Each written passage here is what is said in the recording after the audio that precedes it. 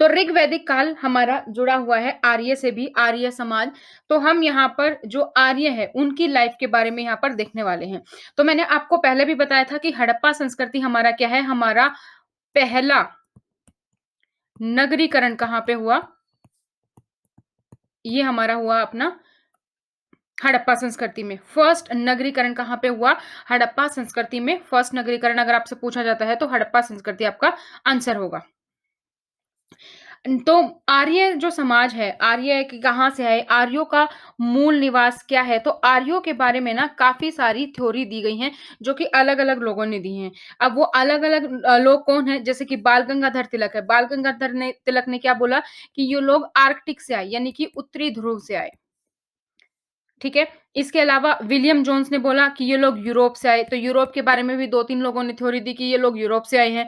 इसके अलावा स्वामी दयानंद सरस्वती ने बोला कि ये लोग तिब्बत से आए हैं। जो सबसे मोस्ट एक्सेप्टेड थ्योरी है, वो थ्योरी किसकी है? वो है आपकी मैक्स मूलर की।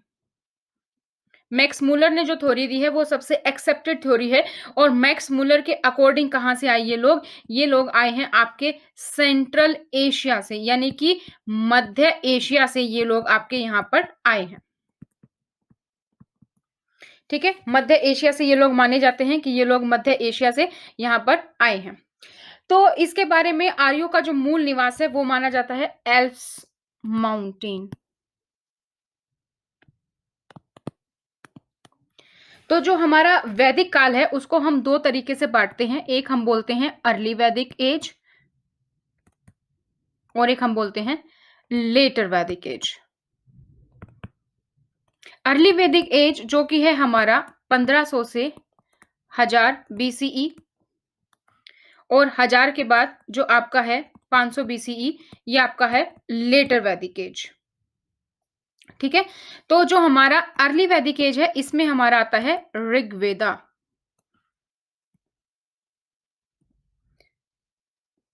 इसमें हमारा आता है ऋग्वेदा। ऋग्वेदा हमारा आता है अर्ली वैदिक एज में और इसके अलावा जो बाकी के 3 और वेद हैं वो हमारे आते हैं लेटर वैदिक एज में, चाहे वो आपका यजुर्वेद है, आपका सामवेद है और इसके अलावा आपका क्या है अथर्ववेद है।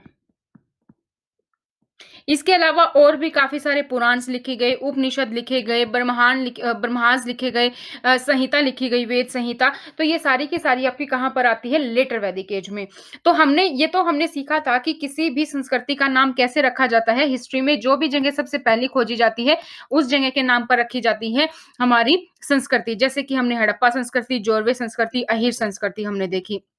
इसके अलावा ये जो हम पीरियड बाँट रहे हैं कि अर्ली वैदिक एज है और उसके बाद लेटर वैदिक एज है, ये किस अकॉर्डिंग हमारा बढ़ता है? तो जब भी हमारी जो पॉलिटिकल लाइफ़ है, हमारी जो इकोनॉमिकल लाइफ़ है या रिलीजियस लाइफ है, इन सभी में जब एक सिग्निफिकेंट चेंज होता है, तो उस चेंज के बाद हम दूसरी लाइफ को रखते हैं, दूसरे एज को हम इस तरीके से काउंट करते हैं, ठीक है? वरना जैसे ऋग्वेद है, तो चाहे तो 2 यजुर्वेद को भी ऊपर रख सकते थे, 2 वेदों को रख सकते थे, लेकिन जैसे ही सिग्निफिकेंट चेंज देखने को मिलेगा, आपकी पॉलिटिकल लाइफ में, इकोनॉमिकल लाइफ में, रिलीजियस लाइफ में, तो आपकी एक दूसरी नई एज जो है वो आपकी वहाँ से शुरू हो जाएगी। तो हमारे 4 वेद हैं, 4 वेदास के आपको नाम याद होने चाहिए। 4 वेदास में कौन-कौन से हैं? अभी हमने डिस्कस किया ऋग्वेद, यजुर्वेद, सामवेद और आपका अथर्ववेद। तो इनकी क्या लिखी गई हैं? इन सब की संहिताएँ लिखी गई हैं, वेद संहिता, वेद को समझने के लिए। उसके बाद इनके वेद के ब्राह्मण्स भी हैं, यानी कि और भी एक्सप्लेनेशंस हैं। एक्सप्लेनेशन कौन-सी एक्सप्लेनेशन है? एक्सप्लेनेशन है वेदों को समझने के लिए। उसके बाद है आरण्यक। आरण्यक जो हमारे हैं, ये हमारे वनों में लिखे गए हैं, जो ऋषि-मुनि से जब चले गए वनों में, वहाँ पर लिखे गए हैं, तो इनको हम बोलते हैं आरण्यक। और इसके बाद हमारे क्या लिखे गए? उपनिषद। उपनिषद को हम क्या बोलते हैं? उपनिषद को हम वेदांत भी बोलते हैं, यानी कि यहाँ पर वेदों का अंत हो गया है। ठीक है? उपनिषद में फिलॉसफी है, आपकी जो भी फिलॉसफी है वो सारी आपकी कहाँ पर है? उपनिषद में है। तो आर्यों को एक तरीके से एक जाति भी मानी जाती है, जो हमने डिस्कस किया था हड़प्पा संस्कृति में कि एक सुरकोटदा जगह थी, जहाँ पर घोड़े के साक्ष्य मिले। तो जो ये घोड़े के साक्ष्य थे, ये एक्चुअली कहाँ के थे? आर्य लोगों के, कि आर्य लोग जो है इंडिया आए, अफ़गानिस्तान, ईरान होते हुए इंडिया आए, तो सुरकोटदा तक हो सकता है वो हड़प्पा संस्कृति में पहुँच गए हों सुरकोटदा तक। तो उसके बाद ये जो लोग थे आर्य लोग आगे के एरिया में जो हमारा इंडिया का दोआब का क्षेत्र है वहाँ पर ये लोग आ गए। तो घोड़े के साक्ष्य जो मिले थे हड़प्पा संस्कृति में हो सकता है इसके हैं, लेकिन ऐसा कोई भी साक्ष्य नहीं है। तो सबसे पुराना जो हमारा वेद है वो हमारा कौन-सा है? ऋग्वेद। इस वेद के बारे में क्या-क्या इंपॉर्टेंट चीज़ें हैं? इसमें आर्य शब्द का उल्लेख है 36 बार। 36 बार में यहाँ पर आर्य शब्द का उल्लेख है। इसके अलावा और जो देवी-देवताएँ आर्य पूजते थे, उनका भी यहाँ पर उल्लेख है, जैसे कि अग्नि, इंद्र, मित्र, वरुण, इन सब का उल्लेख भी आपके ऋग्वेद में है। एक टर्म हम यूज़ करते हैं अस्मो माँ, अस्तो माँ सद्गम्य। ये टर्म्स भी कहाँ से ली गई है? ये लाइन अस्मो माँ सद्गम्य, ये भी आपके ऋग्वेद से ली गई है। और इसको हम बात करें तो इसमें 1028 मंत्र हैं। इसके उपनिषद हैं जैसे ऐत्रेय, कौशिकीय, ये ही इसके आरण्यक हैं। और इसका उपवेद क्या है? उपवेद है आपका आयुर्वेद। आयुर्वेद किसके लिए है आपका ये? प्रजापति के लिए आपका यूज़ होता है, ठीक है? इसके अलावा इसमें 10 मंडल हैं। हर एक मंडल का अपना सिग्निफिकेंट है, तो 2 से लेकर 7 मंडल तक ये तो आपके लिखे गए अर्ली वैदिक एज में। और इसके अलावा पहला, 8वां, 9वां और 10वां ये आपके लिखे गए हैं लेटर वैदिक एज में। ठीक है? तो 2 से 7 आपके पहले वैदिक एज में लिखे गए हैं और 1 से 8, 9, 10 ये आपके लेटर वैदिक एज में लिखे गए हैं आप लोगों के ये। ठीक है? तो इसमें अपने-अपने अलग-अलग मंडल में कुछ-कुछ चीज़ें हैं जो सिग्निफिकेंट हैं। आपको जैसे सेकंड में हमारा क्या है? ग्रत्समद। अगर हम तीसरे मंडल की बात करें तो गायत्री मंत्र का उल्लेख कहाँ पर है, किस मंडल में है? ये आप याद रख सकते हैं थर्ड वाला। तो गायत्री मंत्र कहाँ पर उल्लेख है? गायत्री मंत्र का उल्लेख है थर्ड मंडल में और गायत्री मंत्र यानी कि विश्वामित्र। चौथे में है वामदेव, कृषि संबंधी। 5वें में अत्रि, छठे में आपका है भारद्वाज, 7वें में है वशिष्ठ, 8वें में है आपका कण्व ऋषि या फिर अंगिरस।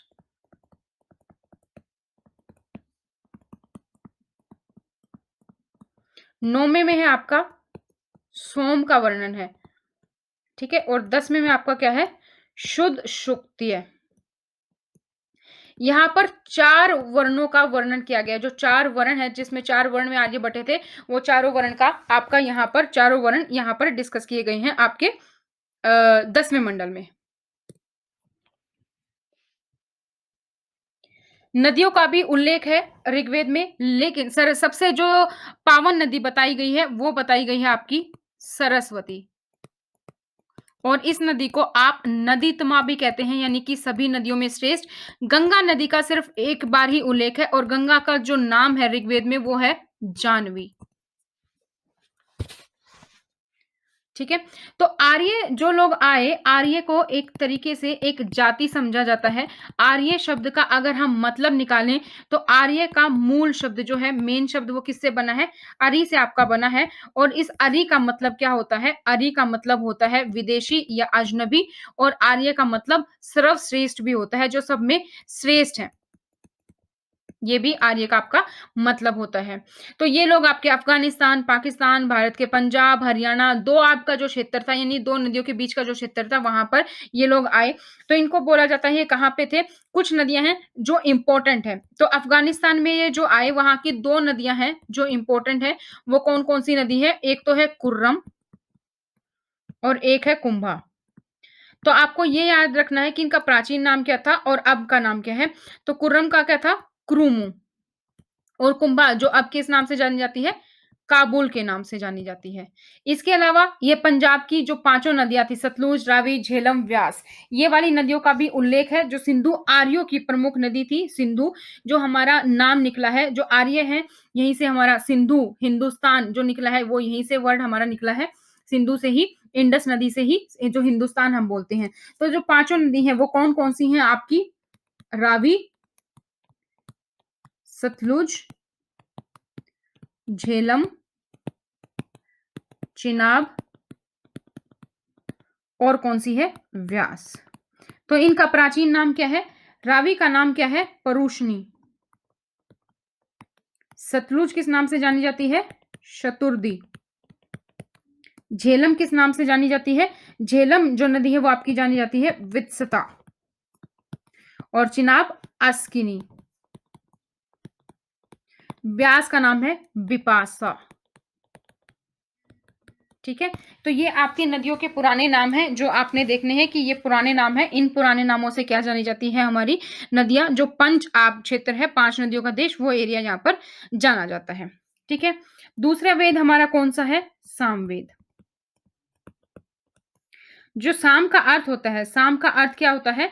शाम का जो अर्थ होता है वो होता है आपका, साम का मतलब होता है गान। तो इसमें जो भी संगीत से रिलेटेड है वो इसमें सामवेद में है। ऋग्वेद में आपके क्या है कि मंत्र लिख दिए गए, लेकिन उन मंत्रों को पोएट्रिक तरीके से या किस लय में किस तरीके से अच्छे से गाना है वो आपका सामवेद में है। सामवेद में आपके ऋग्वेद से ज्यादा मंत्र हैं, 1810 मंत्र हैं आपके सामवेद में, ऋग्वेद से ज्यादा मंत्र हैं।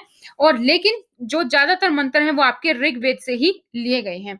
तो जो सर्वप्रथम 7 स्वर जो हम संगीत के बेसिक्स बोलते हैं, सा रे गा मा पा धा नी सा, तो ये कहाँ से लिए गए हैं? ये आपके सामवेद से ही लिए गए हैं। तो सामवेद को भारतीय संगीत का जनक भी कहा जाता है। तो सामवेद का जो ऋत्विक है वो उद्गाता कहलाता है, और इसका कार्य क्या होता है कि जो भी मंत्र हैं उनको किस तरीके से अच्छे से गाना है। और सामवेद का उपवेद क्या है? गंधर्व वेद। गंधर्व वेद नारद से संबंधित है, तो गंधर्व वेद आपका यहाँ पर उपवेद है सामवेद का। नेक्स्ट आपका जो हमारा थर्ड वेद है वो हम देख लेते हैं।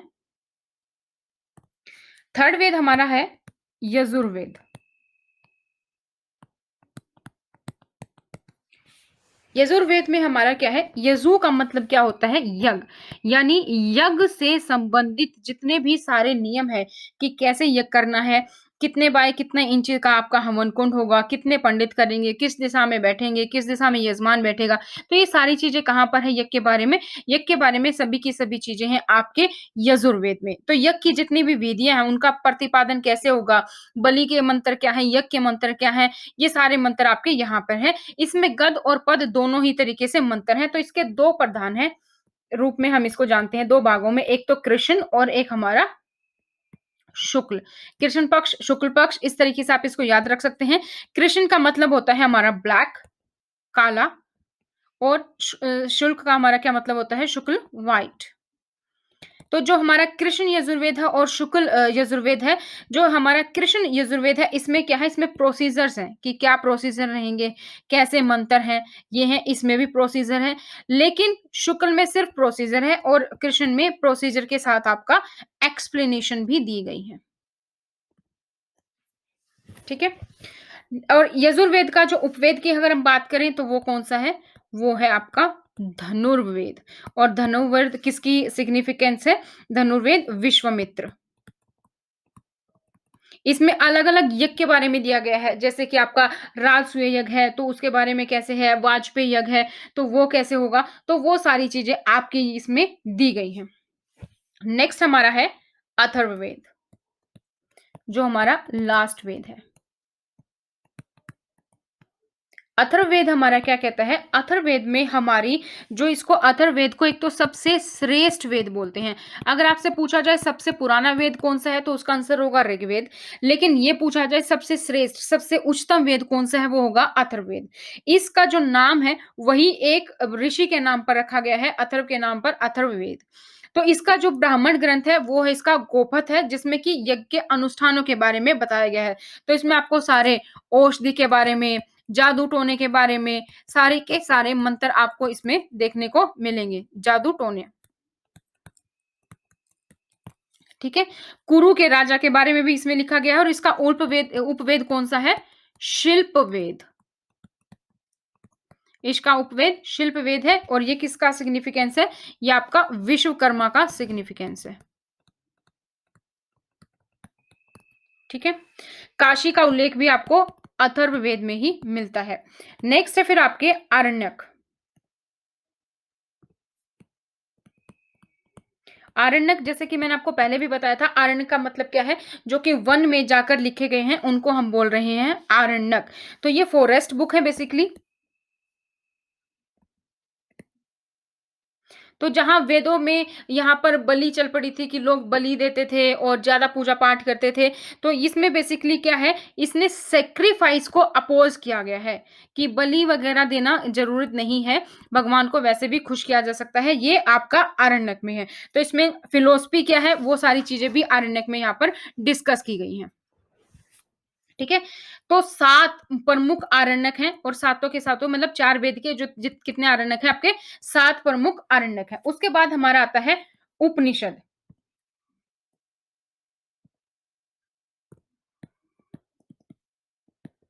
उपनिषद।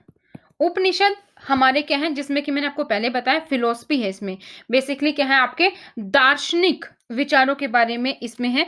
इसको भारतीय दर्शन शास्त्र का स्रोत कहा जाता है, भारतीय दर्शन शास्त्र का पिता माना जाता है उपनिषद को। तो उपनिषद आपके 108 हैं जिसमें से अगर फेमस की बात करी जाए तो कुल 13 हैं जो कि बहुत फेमस हैं। इसमें आपको आत्मा के बारे में, ब्राह्मण के बारे में, कर्म के बारे में कि जो कर्म करोगे उसी का फल मिलेगा। जो आपका फल मिलता है वो कर्मों पर ही आपके डिपेंड करता है कि अच्छे कर्म कर रहे हो, बुरे कर्म कर रहे हो। इसके अलावा संसार के बारे में यानी कि आदमी जीता है एक उसका जन्म होता है, वो जीता है, उसकी मृत्यु होती है, उसके बाद उसका पुनर्जन्म होता है। ये सारी चीज़ें आपकी यहाँ पर हैं। इसमें आपको क्या याद रखना है, एक कथन हम बोलते हैं सत्यमेव जयते। सत्यमेव जयते ये आपका उपनिषद से ही लिया गया है और कौन से उपनिषद से लिया गया है? मुंडका उपनिषद से। मुंडका उपनिषद से लिए लिया गया है सत्यमेव जयते। तो ये आपको यहाँ पर ध्यान रखना है। आर्य लोग जहाँ पर बसे थे वो क्या था आपका सप्त सिंधु था। तो सप्त सिंधु का भाग का भी इसमें आपका उल्लेख है उपनिषद में भी। अब हम देखते हैं कि जो आर्य है वो कबीले में रहते थे। आर्य जो लोग हैं वो रहते थे कबीले में और जो कबीला है उसको हम बोलेंगे जन। अब मान लीजिए ये सारे लोग हैं इनको हम बोल रहे हैं जन। यहाँ पे अलग-अलग लोग हैं आपके। इनको हम बोल रहे हैं जन। तो आगे हम एक और टर्म यूज़ करेंगे जनपद। वो हम किसको बोलेंगे?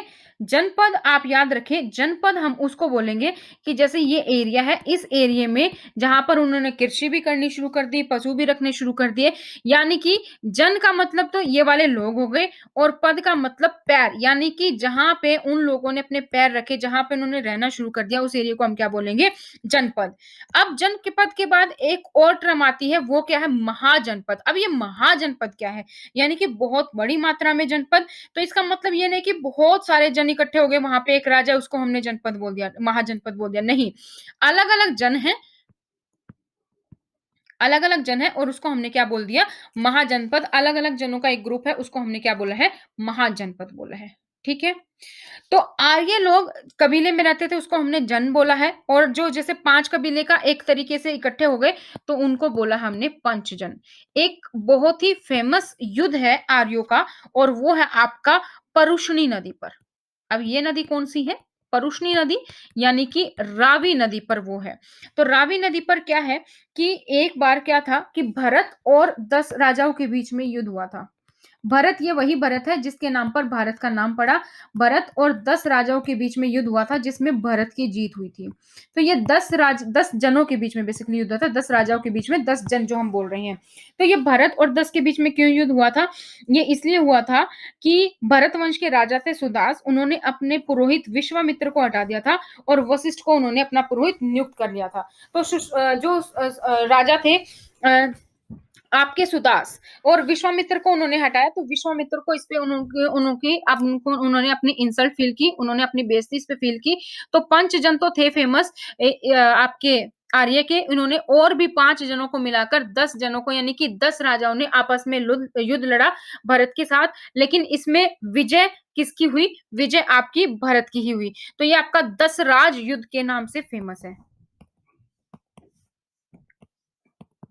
दशराज युद्ध के नाम से आपका ये फेमस है। तो ये आपको याद रखना है। दशराज युद्ध कहाँ पे हुआ? आपका परुष्णी यानी कि रावी नदी पर हुआ। और जो ऋग्वेद का 7वां मंडल है, ऋग्वेद के 7वें मंडल में आपको इस दशराज युद्ध के बारे में वर्णन मिलता है। अब हम देखते हैं कि जो आर्य थे उनकी लाइफ कैसी थी, उनकी भौतिक जीवन कैसा था।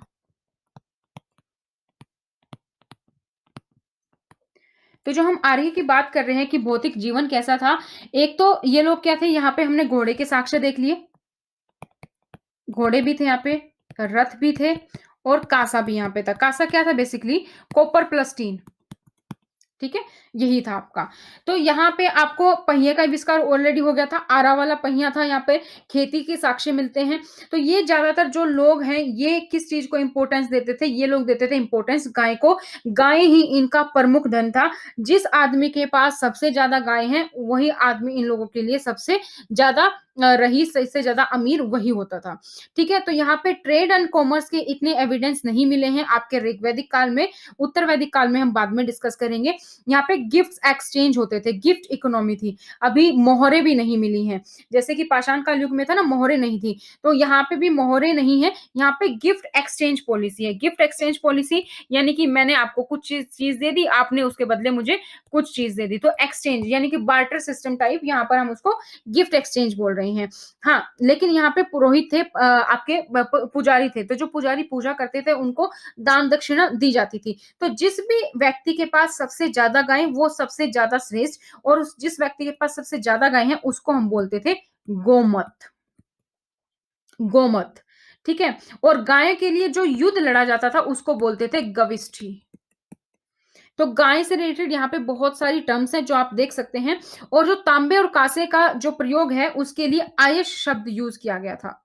आयश, आर्य में आयश शब्द यूज किया गया है आपके तांबे और आपके पत्थर के लिए, तांबे और कांसे के लिए। तो यहाँ के लोग क्या करते थे? बेसिकली गाय चराते थे, खेती करते थे, कृषि करते थे और बसने के लिए जमीन पर कब्जा कर लेते थे। लेकिन ऐसा नहीं है कि एक इंसान ने कब्जा किया तो ये जमीन उसकी है, नहीं, ऐसा नहीं होता था। ये जो पूरा का पूरा जन जो मिलता था आपस में, ये जो जन था वो जो जमीन है वो पूरे जन की होती थी, ना कि सिर्फ एक आदमी थी। ठीक है, नेक्स्ट। ये थी इनकी भौतिक लाइफ। तो यहाँ पे गाय और सांड की इतनी चर्चा नहीं है, सबसे ज्यादा जो चर्चा है वो आपकी गाय की है कि खेती करते हैं लोग, गाय उनका सबसे असली धन है। ये सारी चीज आपको यहाँ पर ध्यान रखना है। इसके बाद जनजातीय राज्य व्यवस्था देखते हैं।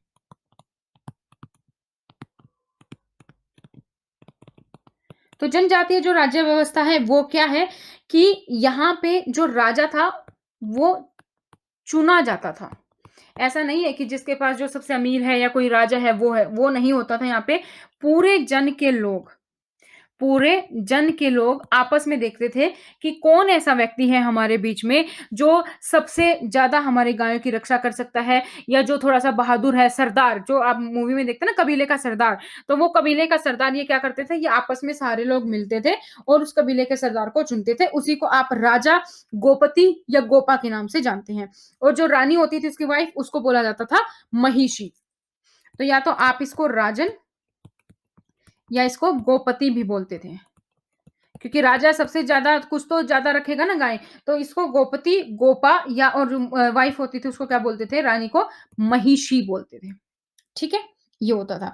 अब राजा जो है वो चुना गया है, वो ऐसा नहीं है कि उसके पास सबसे ज्यादा पावर है। तो राजा चुना गया है आपस में, ना इसके पास कोई मिलिट्री है, यानी इसके पास कोई अपनी स्टैंडिंग आर्मी नहीं है, कोई सेना नहीं है इसके पास अपनी। तो जो जन के लोग हैं ना जिन्होंने इसको मिलके चुना है, वही जन के लोग इसकी मिलिट्री बन जाते थे, वही जन के लोग इसकी आर्मी बन जाते थे। तो जब भी ऐसा कुछ होता था कि कोई ऐसा है कि कोई युद्ध लड़ना है या अपनी गायों की रक्षा करनी है, अपने कबीले की रक्षा करनी है, तो राजा जो जन थे वही उसकी आर्मी बन जाती थी, आपस में लोग मिलकर लड़ाई लड़ लेते थे। ठीक है, और यहाँ पर सभाएं होती थी। तो 4 सभा फेमस है, सभा, समिति, एक को हम बोलते हैं गण, गण, और एक को हम बोलते हैं विदत। तो अब राजा के पास अपनी आर्मी नहीं है, एडमिनिस्ट्रेशन भी नहीं है, एडमिन पावर भी नहीं है, मिलिट्री भी नहीं है। अब एडमिन नहीं है तो कोई टैक्स लेगा नहीं, किससे टैक्स लेगा? गाय ही तो चलाते हैं सब लोग आपस में, सबके पास गाय हैं, तो टैक्स व्यवस्था कोई नहीं थी, मिलिट्री कोई नहीं थी, तो और वॉलंटरी ट्रिब्यूट करते थे लोग। यानी कि किस तरीके से ट्रिब्यूट करते थे कि ठीक है, ये राजा है, इसने चलो जीत लिया, कुछ जीत लिया तो कुछ गाय हैं, मतलब एक जन ने दूसरे जन पर अटैक किया, जो कमज़ोर जन उनको लगा और उस जन की गाय किसने हैंडल कर ली, जो इनका राजा था, इनके पास चली गई। अब ये सारे लोग बैठ के डिस्कस करेंगे कि जो इतनी ये जो गायें आई हैं, ये किस-किस को कितनी-कितनी मिलेंगी। ठीक है भाई, सभी के सभी लोग रख लेंगे, ये हमारा राजा है तो इसको थोड़ी-सी ज़्यादा मिल जाएँगी, बाकी सबको मिलेंगी ही मिलेंगी। ठीक है? तो यहाँ पर सभा, समिति, गण और विदत होते थे, ये 4 प्रकार की मीटिंग्स होती थी। इन सभी मीटिंग्स में ही वो अपने जो भी लोग थे, उन जन के लोग, उन सभी से सहायता लेता था, उन सभी से मदद माँगता था और सारे मुद्दे यहीं पे डिस्कस होते थे। सबसे पहले है सभा। सभा जैसे कि हमारी लोकसभा होती है, वहाँ पे सब लोग डिस्कस करते हैं, तो सभा शब्द जो है वो पुरुष और स्त्री दोनों ही लोग यहाँ पर आते थे, दोनों के दोनों ही लोग यहाँ पर पार्टिसिपेट करते थे। समिति की बात करें, तो समिति में भी स्त्रियाँ प्रवेश कर सकती थी और जेंट्स लोग इसमें ज़्यादा होते थे समिति में। ठीक है? गढ़ में भी क्या होता था, गढ़ में भी कोई भी मिलिट्री अफेयर है, मतलब किस पे किसको लड़ाई करनी है, कोई लड़ाई का मुद्दा आ गया, तो वो सारे आप पे गढ़ में बैठ के डिस्कस होते थे, जिसमें ज़्यादातर जेंट्स होते थे। विदत में क्या होता था, विदत में आपके सारे इकोनॉमी, पैसे को लेकर, पैसा तो था नहीं मतलब गायों को लेकर, ठीक है? वो वाले और यहाँ पर पुरोहित होता था आपको कि पुरोहित को कितना दान दक्षिणा देना है, इस तरीके से। तो यहाँ पर ये सारी चीज़ें आपकी यहाँ पर डिस्कस होती थी।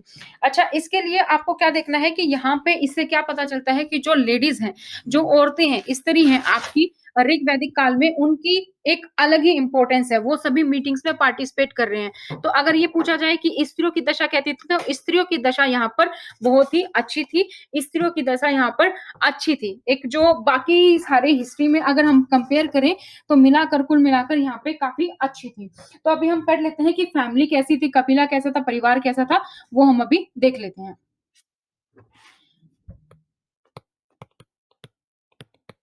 कबीला और परिवार कैसा था? तो कबीला और परिवार की अगर हम बात करें तो पहचान उसके गोत गोत्री से होती थी। तो यहाँ पे गोत या कुल ये सब चीज़ें यहाँ पर चलती थी और यहाँ पर क्या होता था अपने कबीले के प्रति आस्था होती थी। ठीक है? और कबीले को हम क्या बोल रहे हैं कि जितने भी लोग हैं, जो लोग हैं आपस में मिलकर एक एरिया में रह रहे हैं, उनका अपना कबीला है, उसको आप क्या बोल रहे हैं? जन। तो जो आस्था होती थी वो कबीले को लेकर होती थी, वो जन को लेकर होती थी और ऋग्वेद में इसका काफ़ी बार उल्लेख भी किया गया है। यहाँ पर महिलाओं की दशा बहुत ही अच्छी थी। ना तो यहाँ पर ऐसा सती प्रथा, ना फिर कोई ऐसा था कि लेडीज़ों को बाहर जाने की अनुमति नहीं हो। लेडीज़ आराम से बाहर भी जा सकती थी, अपनी पसंद से अपना वर भी चुन सकती थी। सती प्रथा नहीं थी, कोई भी बाल विवाह जैसी चीज़ नहीं थी, पर्दा प्रथा भी नहीं थी। तो कुल मिलाकर जो लेडीज़ की, जो स्त्रियों की दशा है, वो यहाँ पर बहुत ही अच्छी थी। एक तरीके से एलिगेटरियन सोसाइटी थी, मतलब ज़्यादा सोशल डिफरेंस नहीं था। यार तुम भी एक कबीले के सरदार हो, हम भी कबीले के सरदार हैं।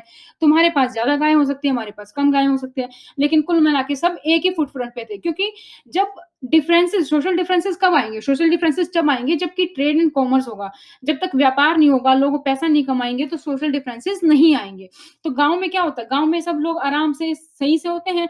एक जिसके पास कुछ ज़्यादा हो जाता है तो वो गाँव का मुखिया इस टाइप से हैं, उसको जानने लगते हैं। लेकिन शहरों में क्या होता है, ट्रेड एंड कॉमर्स होता है, सब अपने आप में सबसे ऊपर होते हैं। तो यहाँ पर क्या था, ट्रेड एंड कॉमर्स नहीं था, तो यहाँ पे जो लोग हैं वो आपस में सब एक-दूसरे के बराबर ही हैं। तो इसलिए यहाँ पर सोसाइटी के जो डिफरेंसेस हैं, वो यहाँ पर नहीं थे। हाँ, लेकिन परिवार में पिता मुखिया होता था, तो समाज जो है वो पितृसत्तात्मक था। परिवार की अनेक पीढ़ियाँ एक घर में ही एक साथ में रहती थी, तो जॉइंट फैमिली यहाँ पर काफ़ी रहती थी। ठीक है? तो जॉइंट फैमिली है, पिता का रूल चलता है। महिलाओं की दशा कैसी है वो आपको देखनी है। महिलाओं की दशा बहुत ही अच्छी है। नो सोशल डिफरेंसेस हैं। ठीक है? नेक्स्ट नेक्स्ट है सामाजिक वर्ण कैसे है वो देख लेते हैं हम। तो अगर हम बात करें सोसाइटी की, समाज की, तो वर्ण शब्द का जो हम प्रयोग कर रहे हैं वो बेसिकली हम रंग से कर रहे हैं। आर्य लोग अपने आप को क्या मानते थे कि हम लोग तो गोरे हैं। यहाँ पर लिटरली जो मीनिंग है आर्य का वो सफेद वर्ण है। ठीक है? और बाकी जो मूल निवासी थे, उनको क्या जानते थे कि ये दास वर्ण के हैं, यानी कि ये काले रंग के लोग हैं। तो हम श्रेष्ठ हैं क्योंकि हमारा रंग सफ़ेद है, तो हम श्रेष्ठ हैं, जो बाकी लोग हैं वो आपके दास वर्ण के क्या हैं, वो लोग श्रेष्ठ नहीं हैं, वो लोग काले रंग के हैं। ठीक है? तो और क्या इसमें डिस्कस करना है देवताओं के बारे में कि पूजा-पाठ कैसे होती थी। तो देवता यहाँ पे जो सबसे फ़ेमस था, वो था आपका इंद्र। इंद्र के बाद दूसरा स्थान आपका आता है अग्नि का और तीसरे स्थान पे आपका आता है वरुण। इंद्र का मतलब हम पहले भी डिस्कस कर चुके हैं पुरंदर, यानी कि जो नाश करेगा किलों का। इसके अलावा वर्षा का देवता था इंद्र, यानी कि जल से संबंधित। तो वर्षा आज किस पे होगी, किस पे डिपेंड करते हैं? इंद्र पे डिपेंड करती है। इंद्र को बादल का देवता माना जाता था। दूसरा है आपका अग्नि। अग्नि को यूज़ किया जाता था खाना पकाने के लिए या भूमि का जंगलों को जलाने के लिए। तो अग्नि आपका दूसरे नंबर पर आता है। तीसरे नंबर पर जो वरुण देवता था, उसको जल या समुद्र का देवता तो माना ही जाता था। इसके अलावा उसको किस चीज़ की ज़िम्मेदारी थी? उसको प्राकृतिक संतुलन का रक्षक माना जाता था। सूरज टाइम से निकल रहा है कि नहीं, चाँद समय से निकल रहा है कि नहीं, सब चीज़ें ठीक हो रही हैं। तो प्राकृतिक संतुलन का देवता भी किसको माना जाता था यहाँ पर? वरुण का माना जाता था। मारुत थे जिनको आँधी का देवता माना जाता था। तो ये सब देवता माने जाते थे, लेकिन यहाँ पर भी आपको कोई भी अभी तक कोई भी टेम्पल या फिर कोई भी मूर्ति पूजा अभी यहाँ तक आपको नहीं देखने को मिली है। यज्ञ होते थे, मूर्ति पूजा नहीं होती थी, यज्ञ होते थे। यज्ञ करते थे देवता को खुश करने के लिए, लेकिन कोई भी मंदिर या पूजा-पाठ यहाँ पर आपको देखने को नहीं मिला है। इसके अलावा और भी देवी-देवता थे, जैसे पृथ्वी को भी अग्नि, सोम, बृहस्पति, ठीक है? वो सब चीज़ें भी यहाँ पर डिस्कस होती थी। उन लोगों को भी मानते थे, लेकिन इतना यहाँ पर नहीं है। और हाँ, यहाँ की जो फैमिली थी ना, उसमें जो वर्ण बने, वर्ण के अकॉर्डिंग नहीं था कि भई आपके पिता जो हैं वो पुरोहित हैं, तो आप भी पूजा-पाठ ही करोगे, ऐसा बिल्कुल भी नहीं है। एक फ़ेमस सी टर्म है यहाँ पर, मैं कवि हूँ, मेरे पिता वैद्य हैं और मेरी माता चक्की चलाने का काम करती है।